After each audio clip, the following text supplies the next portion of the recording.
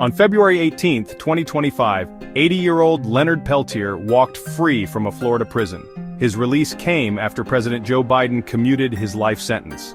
Peltier had spent over 4 decades behind bars. He was convicted in 1977 for the murders of 2 FBI agents. The case was highly controversial, and Peltier's release sparked strong reactions. Some hailed it as a victory for justice.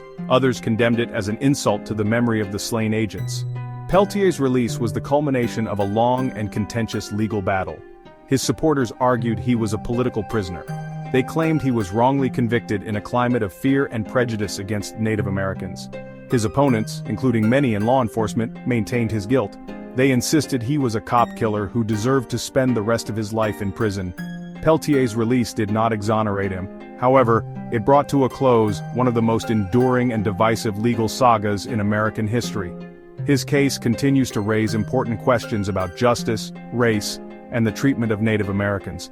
It also highlights the fraught relationship between law enforcement and indigenous communities. The events that led to Leonard Peltier's imprisonment unfolded on June 26, 1975.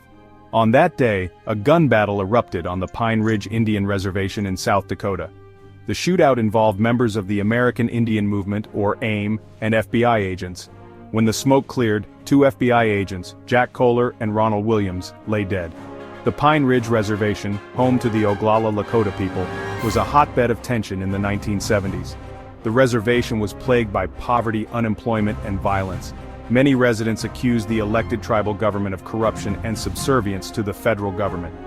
AIM, a militant Native American activist group, established a presence on the reservation.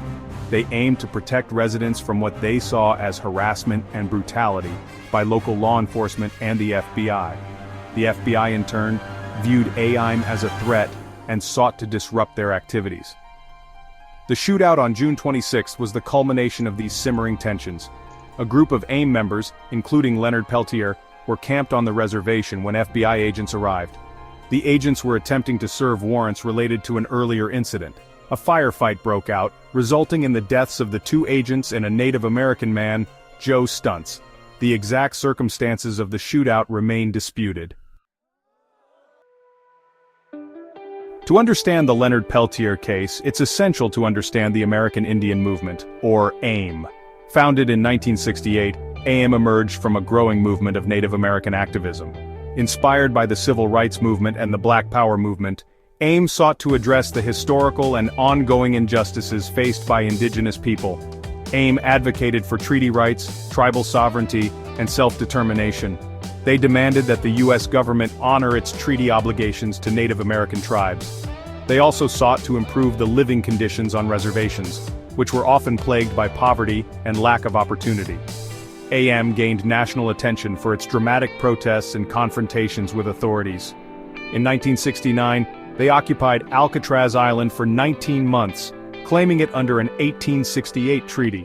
In 1972, they took over the Bureau of Indian Affairs headquarters in Washington, D.C. during their Trail of Broken Treaties March. While AIM achieved some successes, they also faced fierce opposition. The FBI, under the direction of J. Edgar Hoover, targeted AIM as a domestic security threat. The FBI used surveillance, infiltration, and other tactics to disrupt AIM's activities. This contributed to a climate of fear and violence on some reservations, including Pine Ridge. Leonard Peltier, born in 1944 in North Dakota, became involved in Native American activism in the 1960s. He joined AIM and participated in several of the group's high-profile actions. He was present during the 1972 Trail of Broken Treaties March and the occupation of the Bureau of Indian Affairs building. After the Pine Ridge shootout, Peltier fled to Canada. He was extradited to the U.S. in 1976 and charged with the murders of the 2 FBI agents. His trial took place in 1977 in Fargo, North Dakota. Prosecutors argued that Peltier had intentionally killed the agents at close range. They relied heavily on eyewitness testimony, including that of Myrtle Poorbear, who claimed to have seen Peltier shoot the agents. Peltier's attorneys argued that he had acted in self-defense. They claimed that the FBI had fabricated evidence and coerced witnesses. The jury found Peltier guilty on 2 counts of first-degree murder. He was sentenced to 2 consecutive life terms. his conviction and sentence sparked outrage among his supporters. They viewed him as a political prisoner who was framed by the FBI. Section 5. A claim of innocence, doubts, and recantations. Throughout his decades in prison, Leonard Peltier maintained his innocence. He insisted that he had not killed the FBI agents and that he was a victim of government persecution. His supporters pointed to several factors that cast doubt on his conviction. One key development was the recantation of Myrtle Pourbaix's testimony. Pourbaix, a crucial prosecution witness, later stated that she had been pressured by the FBI to identify Peltier as the shooter. She claimed that she had not actually seen who fired the fatal shots. Peltier's supporters also argued that the FBI withheld exculpatory evidence. They pointed to ballistics tests that they claimed showed that the bullets that killed the agents did not come from Peltier's gun. They also highlighted inconsistencies in the accounts of other witnesses. Despite these claims, courts repeatedly upheld Peltier's conviction. His appeals for a new trial were denied. However, the doubts surrounding his case continued to fuel the movement for his release. Section 6. Law enforcement outrage, opposition to Peltier's release. Leonard Peltier's case became a rallying cry for law enforcement organizations. They viewed him as a symbol of anti-government extremism and a threat to the safety of officers. The FBI in particular remained adamant that Peltier was guilty and deserved to remain in prison. When President Biden commuted Peltier's sentence, it drew swift and angry condemnation from law enforcement groups. The FBI Agents Association called the commutation a slap in the face to the families of the slain agents. The National Association of Police Organizations issued a statement expressing deep disappointment with the decision. Former FBI Director Christopher Wray, who had previously opposed Peltier's release, also criticized the commutation. He stated that Peltier's crimes are undeniable, and that his release diminishes the sacrifices made by the brave men and women of the FBI. The strong opposition from law enforcement reflected the deep emotions surrounding the Peltier case. For many in law enforcement, his release represented a failure of justice and a betrayal of their colleagues who had been killed in the line of duty. Section 7. The FBI's role, fueling the fire at Pine Ridge. While Leonard Peltier's guilt or innocence remains a subject of debate, there is little doubt that the FBI played a controversial role in the events at Pine Ridge. The agency's aggressive tactics, critics argue, contributed to the climate of fear and violence that led to the 1975 shootout. During the 1970s, the FBI, under J. Edgar Hoover's leadership, targeted AIM as part of its COINTELPRO program.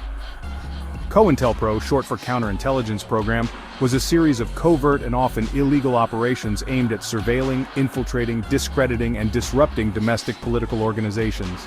The FBI used a variety of tactics against AIM, including wiretapping informants, spreading disinformation, and inciting violence between AI members and rival groups. These tactics, critics argue, exacerbated tensions on Pine Ridge and created an atmosphere where violence was more likely to occur. The FBI's actions at Pine Ridge have been condemned by human rights groups and some government officials. A 1976 Senate committee report concluded that the FBI had engaged in a pattern of harassment and intimidation against AIM and other Native American activists. The report stated that the FBI's actions contributed to the atmosphere of violence and fear on Pine Ridge.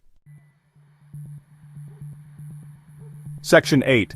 Homecoming and Uncertainty. Peltier's return to Turtle Mountain. After his release from prison, Leonard Peltier returned to the Turtle Mountain Band of Chippewa Indians Reservation in North Dakota. He is a member of the Turtle Mountain Chippewa tribe. His return was met with mixed emotions on the reservation. Some residents welcomed Peltier as a hero and a symbol of Native American resistance. They viewed his release as a long overdue act of justice. Others expressed concern about his presence. They worried that his return could reopen old wounds and reignite tensions on the reservation. Peltier's release came with conditions. He was placed on home confinement and required to wear an ankle monitor.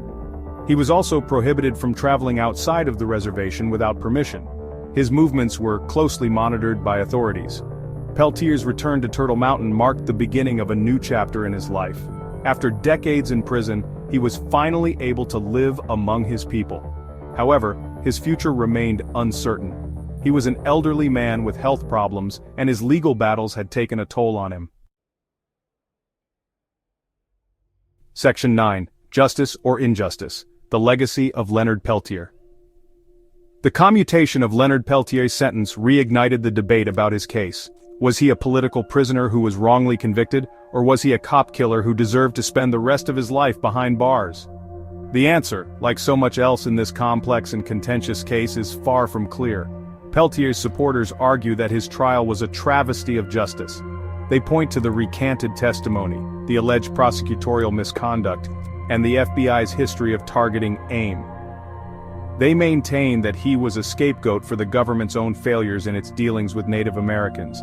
Peltier's detractors argue that the evidence against him was strong. They point to his presence at the crime scene, his possession of a weapon that matched the type used in the killings, and the testimony of other witnesses.